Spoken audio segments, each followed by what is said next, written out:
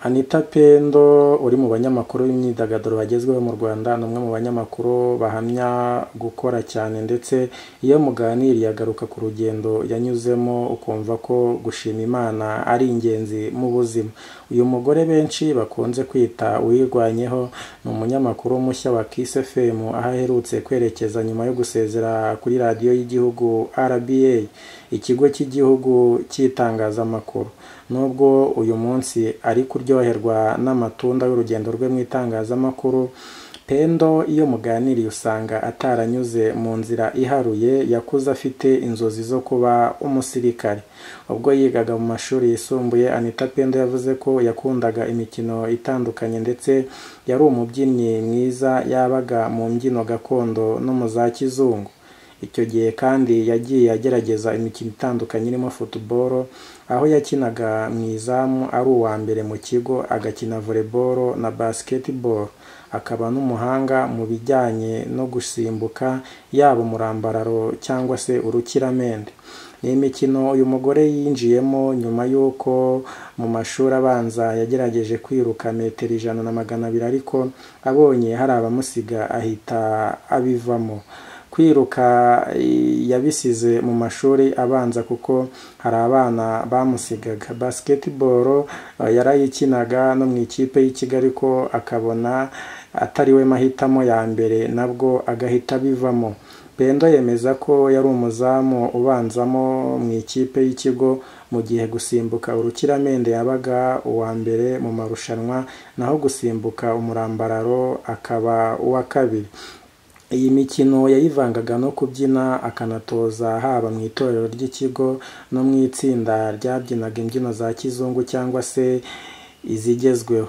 Yatangiye ibyo kuba MC avuye gucuruza ikarito. Anita Pendo akirangiza amashuri yisumbuye yinjiye mu mujyi wa Kigali gushakisha nk'urundi rubyiruko rwose, atangira ari umucuruzi. Kwa kundi abana baba barangije amashuri yisumbuye bakabona ibiraka byo gucururiza amasosiyete atandukanye, aho rero nibwo bamuhaye ikarito yo kuzunguza. Uyu mugore ahamya ko ku ikamyo yamamazaga ibicuruzwa yazunguzagaho ikarito. Umukobwa washyushyaga abantu yaje gusezera, bituma bashaka umusimbura. Anita Pendo wari uri hafi aho kuko ariho yazungurizaga ikarito, yahise asaba ko bamuha amahirwe agatangira kujya ashyushya abantu. Nguko uko Anita Pendo wari umaze amezi atari make azunguza ikarito, yamuhembaga amafaranga 1000 ku munsi. Yaje kwisanga ashyushya abantu nka MC ku ikamyo, ibyo yakoze mu gihe kirenga umwaka.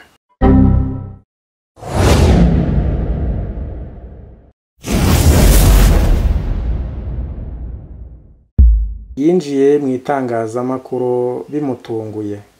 Anita Pendo wari warahuriye na MC Tino mu bijyanye no gushushanya abantu. Umunsi umwe yaje kujya gusura uyu musore kuri radiyo yakoragaho, birangira ahakuye akazi. Siyigeze na rimwe atekereza kuba umunyamakuru. Yakundaga kubona abanyamakuru yumva kuri radiyo, ariko ntiyigere atekereza ko ashobora kuzaba umunyamakuru. Yabaye umunyamakuru bimutunguye. Yagiye gusura MC Tino kuri radiyo Flash kuko yari inshuti ye cyane. Bahuriraga mu biraka bitandukanye byo gushushanya abantu aho ngaho kwikamyo. Mu gihe yaganiraga na MC Tino, ubuyobozi bwa Flash FM bwamubonyemo impano, buramuganiriza bumusaba ko yajya gukorayo. Nuko yisanze kuri radiyo Flash FM mbere yo kwerekeza kuri City Radio na Contact FM. Urugendo yakoze mu myaka 7 mbere yo kwinjira muri RBA, yari amazemo imyaka isaga 10.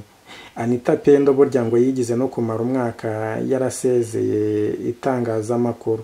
Anita Pendo wari umaze kuba ikimenya bose, yaba kuri radiyo zinyuranye no kuyobora ibirori bikomeye mu gihugu, yaje kugongwa n'igikuta cy'uko izina rye ryarutaga kure cyane ahakura ubushobozi. Nyuma yo kwisuzuma akabona ibijyanye n'ubushobozi bimugora cyane, yaje gufata icyemezo cyo guhagarika itangazamakuru, atangira gutekereza uko uko yakwinjira mu buzima busanzwe agashaka igishoro akigira mu bucuruzi. Gukora icyo gihe cyose yanyuraga ahantu bagasakuza ko bamuzi, ugasanga umuryango n'inshuti ze bari bazi ko yakize, ahubwo bagashaka kumwaka amafaranga bazi yuko yakize, nyamara ariko batazi ko nta kintu yari yifitiye. Byari ikigeragezo kimukomereye cyane, nyuma aza gufata icyemezo cyo guhagarika akazi. Muri 2013 umwaka wose yawumaze adakora, yarahagaritse akazi. Yaje kongera gusubizwa mu itangazamakuru, nuko yabonye amahirwe muri RBA abayinjiyemo mu mwaka wa 2014. Kwanga agasuzuguro nibyo byatumye yinjira mu kuvanga imiziki.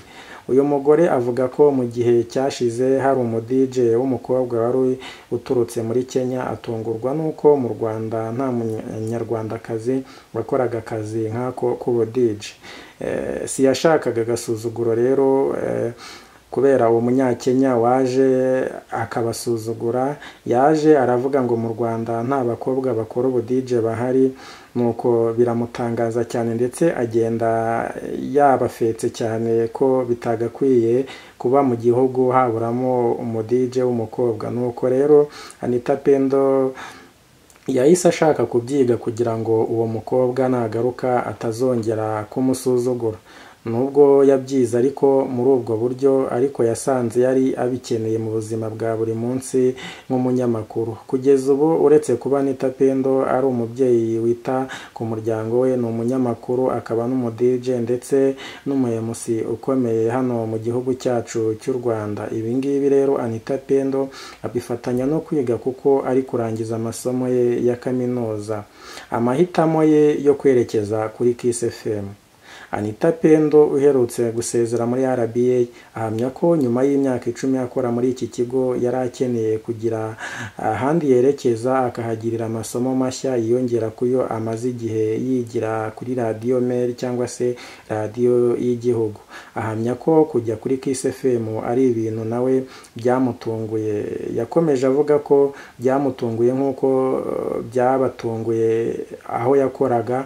Baramuhamagaye, barahura, baraganira, birangira afashe umwanya wo gutekereza, asanga akeneye guhindura aho yakoraga akajya kwiga n'ibindi. Nubwo yaragiye, nubwo byamukomereye kugira ngo afate icyo cyemezo cyo kuva kuri RBA.